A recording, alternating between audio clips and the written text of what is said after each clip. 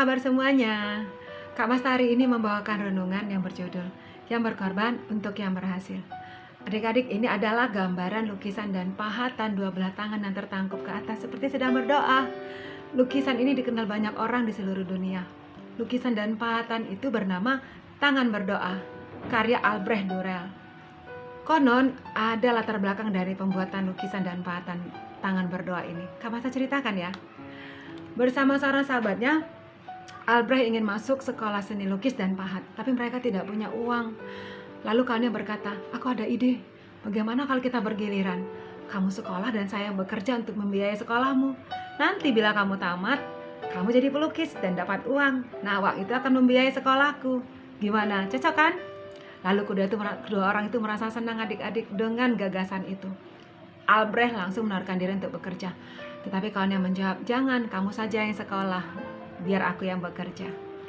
Begitulah adik-adik, Albrecht masuk sekolah seni lukis dan pahat. Teman-temannya bekerja sebagai pekerja bangunan. Selama beberapa tahun kemudian keadaan ini berlangsung. Akhirnya Albrecht lulus. Sekarang giliran sahabatnya untuk masuk sekolah. Dengan penuh semangat, Albrecht menuju ke rumah sahabatnya. Dia ingin menyampaikan kabar baik itu. Albrecht mengetuk pintu, tok tok tok. Tidak ada yang dengar. Lalu dia mengintip dari jendela. Apa yang dilihatnya? Sahabatnya sedang berlutut, kedua tangan sahabatnya itu tertangkup mengarah ke atas. Sahabatnya sedang berdoa sambil menangis. Oh Tuhan, tanganku ini, tanganku sudah kaku dan kasar. Tanganku sudah tidak bisa melukis lagi. Biarlah Albrecht saja yang jadi pelukis. Apa sebenarnya sedang terjadi adik-adik? Kawan Albrecht itu bekerja sebagai kuli bangunan. Akibatnya, tangannya ini menjadi kaku dan kasar, terlalu kaku dan kasar untuk menjadi pelukis. Seumur hidup Albrecht tidak melupakan kejadian itu. Maka Albrecht mengabadikan kenangan pada pengorbanan sahabatnya itu dengan membuat lukisan dan pahatan Tangan Berdoa. Adik-adik, kalian tahu kan? Jadinya keberadaan Albrecht itu adalah berkat pengorbanan sahabatnya. Nah, Kak Masa mau bertanya, siapa yang membiayai pelajaran kalian selama di sekolah? Siapa yang bekerja untuk membayar uang sekolah, uang les, uang buku, uang bus, seragam, sepatu, buku tulis, alat tulis, mulai dari kamu TK sampai hari ini kamu sekolah? Apakah kalian tahu jeripaya mereka yang mencari dan menabung uang untuk menanggung semua biaya sekolahmu? Atau kalian tahu nggak kisah dibalik dari pengorbanan mereka?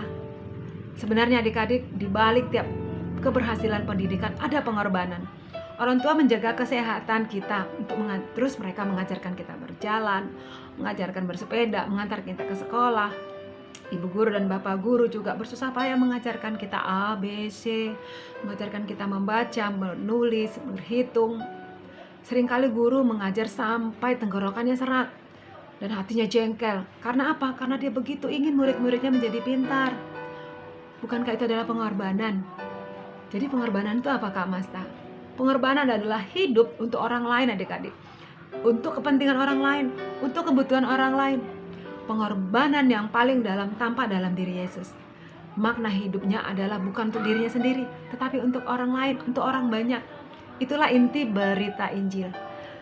2 Korintus 5:15.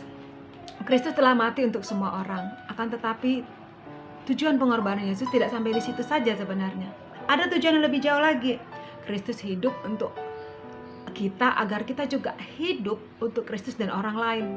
Kak Masa bacakan secara lengkap ayat tadi. Kristus telah mati untuk semua orang, supaya mereka yang hidup tidak lagi hidup untuk dirinya sendiri, tetapi untuk Dia yang telah mati dan telah dibangkitkan untuk mereka. Ungkapan tidak hidup untuk dirinya sendiri, itulah pengorbanan, itulah keagungan arti hidup seseorang adik-adik. Bila dan ketika dia tidak lagi hidup untuk dirinya sendiri. Adik-adik, dalam hidup ini kita menjalani proses pendidikan. Kita tidak dapat mendidik diri kita sendiri. Kita memerlukan orang lain untuk mendidik kita, yang mau mengajar dan membiayai segala biayanya. Kita menjadi orang terdidik karena dalam hidup kita ada orang-orang yang tidak hanya hidup untuk dirinya sendiri. Mereka berkorban untuk orang lain, untuk kita, papa, mama, guru, keluarga, dan orang-orang sekitar kita. Semoga pengorbanan mereka tidak sia-sia dan tidak dilupakan. Semoga pengorbanan mereka tidak berhenti di situ saja, melainkan diteruskan oleh kita, oleh kalian. Artinya kalau kita sudah menjadi orang terdidik, kita pun menjadi orang yang tidak lagi hidup, untuk dirinya sendiri. Demikian renungan Kak Masta, kita berdoa. Terima kasih Tuhan Yesus, ajarlah kami untuk hidup tidak hanya untuk diri kami, tapi untuk-Mu juga untuk orang lain. Amin. Yesus memberkati. Shalom.